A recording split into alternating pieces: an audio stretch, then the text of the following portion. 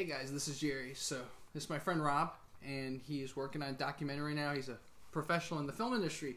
And I was searching online because someone was asking me, what's the difference between a wide-angle lens, a telephoto lens, etc., etc.? And I looked on YouTube, and I couldn't find a video that's just like, okay, this is what a wide-angle lens is, this is where you would use it, this is why you would not use it, etc. Straight to the point. Yeah, let's just get Rob in here to explain it.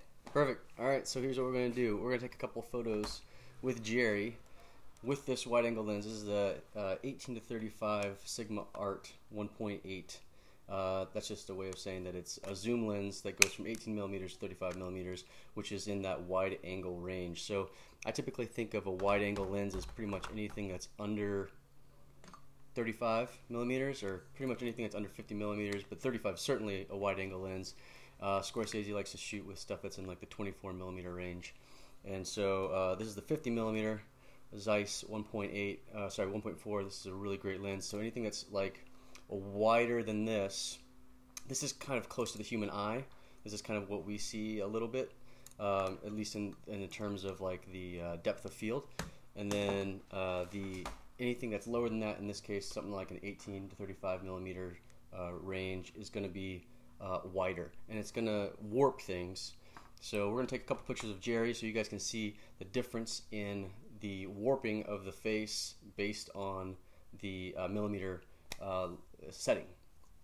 And just to add to that, from my understanding, besides the warping, what the wide angle versus other angles, you also have to look out for the depth of field differences, yeah, absolutely, and potentially lighting differences too, yeah, right? Absolutely. So when it comes to the depth of field, every lens usually has on it a marker for infinite focal length. So when it comes to the wide-angle lens, it's easier to get infinite focus on a wide-angle lens. It's much more difficult to get infinite focus on a large telephoto lens, like say it's like an 85 millimeter, right? So that's pretty difficult to get infinite focus on that unless there's a lot of light. What that means is that, like, if I wanted to get infinite focus on this 85 millimeter or say this 50 millimeter, basically what I'm going to have to do is I'm going to have to pump in a lot of light, and I'm going to have to stop down the irises. I'm going to have to make the irises of the lens, meaning the tunnel in which the light is let into the lens, I'm going to stop it down really, really low. And what that's going to do is that's going to make the focal depth, the depth of field, more infinite. So for the wide-angle lens, it's a lot easier to get that infinite depth of field without so much light. Mm-hmm. That's why you see like Steadicam operators. It's much easier for them to do a Steadicam shoot because they're not having to constantly rack focus. You know, keep their subject in focus if they're using a much more wider angle lens. Mm-hmm. Exactly. So you'll see them using usually like a 35 or something smaller. And just to explain the meaning of infinite focus, what that means is, for example, if you have a camera here, so the camera's closer to me than you, in infinite focus, when both of us are focused. Perfect. And so, for example, if you look on movies, sometimes you'll see that one person, there's a talk, a dialogue, one person is in focus and the other person's blurred, and it might change rack focus to the other person being in focus, and let's say me being in focus. So if you're infinite focus, both of them are in focus. That's right. So, and there's one sneaky way to get around that too. Let's say you do want to shoot on a 50 millimeter lens and you want to get both people in focus, but there's just not enough light.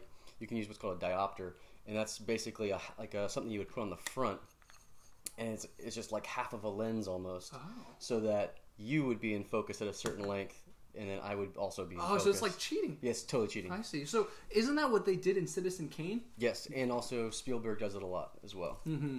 So in Citizen Kane, there's a very famous shot where the parents are discussing with the boarding school what to do with Foster Kane, and he's playing in the background, the very, very background. Still in focus. And he's still in focus, so that was a diopter. Probably, yeah. Interesting. I guess we can find out after we take the photo, Sure. But what are some reasons we kind of went over some of them as to why you would not use a wide angle, but are there any other reasons? So, I mean, all the lenses have different psychological attachments to it. The Coen brothers will use a lot of wide-angle lenses, and I think that has to do with Roger Deakins. He likes to put people in the middle of conversations. If two people are having a conversation, instead of shooting OTS, meaning over-the-shoulder stuff, what Deakins will do is he will put the camera basically in between the two characters, and he'll shoot coverage on one person, and then he'll turn the camera around, reverse it, and get coverage on the other person. And that, it creates it just puts people in the middle of the conversation. And that's a totally different feel than somebody like, say, Paul Greengrass. Paul Greengrass will, because he comes, both of them actually come from documentary backgrounds, but Paul Greengrass typically likes to do more of a voyeuristic type feel, where he'll shoot on a very long telephoto lens, and he'll shoot OTS. And then basically this person will sort of be dirtying the frame a little bit, and then we'll mostly be focusing on the person over the shoulder. So it kind of gives us that voyeuristic feel. Just totally different feelings in the way of the lens choice. I see. And I think if you guys go to Rob's channel, he can show you maybe some movie examples of exactly what he's saying. Perfect. Yeah, so totally do that. That would be something that you guys can go. I mean, I've promoted his channels before, but now you guys have a reason, man. If you want to see these different directors use these lenses to their psychological effects, just go to his channel. Jerry's been teaching me a little bit about the YouTubes, and I'm trying to get better at it. So I will do my very best to upload some content that's a little bit educational in terms of like what we do, why we make certain choices, and I mean, hopefully it's informational and educational. So we'll see how it goes. And the beauty of what you'll learn on Rob's channel is that, I talk a lot about media. I used to work in news. I talk a lot about how visually you can manipulate things. Totally. So you could take some of the skills you learn from Rob, and you could look at how news reports, how newscasters, how reporters show things. You could then figure out, hey, what kind of lens are they potentially using? Yeah, absolutely. So filmmaking is largely psychology, and the main thing that you're trying to do is you're trying to emotionally manipulate your audience. And if you're really good at it, then you get what's called an oxytocin release. And that's like when you see somebody crying on camera, when you have a really great actor, and they're crying a little bit, and then all of a sudden the audience feels like they're relating to that person. That's oxytocin just being poured into the brain. And so it's a skill, and it takes a lot of work, but it's also very instinctual. So you'll see a lot of, there are some directors, Nicholas Refn Rin, I believe, he will wear a blanket around his stomach to remind himself to keep his instinctual shot list like from his gut, which is pretty crazy. So he's doing everything very instinctually because he knows that the audience is also going to react instinctually to it. And Clint Eastwood is another proponent of that as well. He's basically saying it's all instinctual. Wow.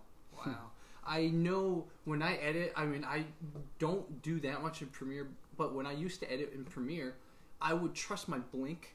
So what I would do is I'd be like... That's a Walter Murch technique. Oh, I did not know that. All I knew was when my gut felt like I needed to cut, sometimes I wouldn't even trust my gut. I would go a few seconds earlier or a few microseconds earlier. Just because if I'm feeling it, the audience is probably feeling it too, that there needs to be more going on. So whenever I blink or my gut says I need to cut to another shot, I will cut it there. Nice. Yeah. So that's my use of the gut, sort of, when I do filmmaking stuff. Yeah. Walter Murch basically says that like when you're editing, you're blinking. I should read his book then. And you actually cut on certain actors' blinks because as audience members, we are relating their blinks to cuts, which is interesting too. Okay, good techniques. Okay, so we'll show you guys the pictures, and then we'll analyze the pictures. Cool, and I will invite Jerry on my channel too.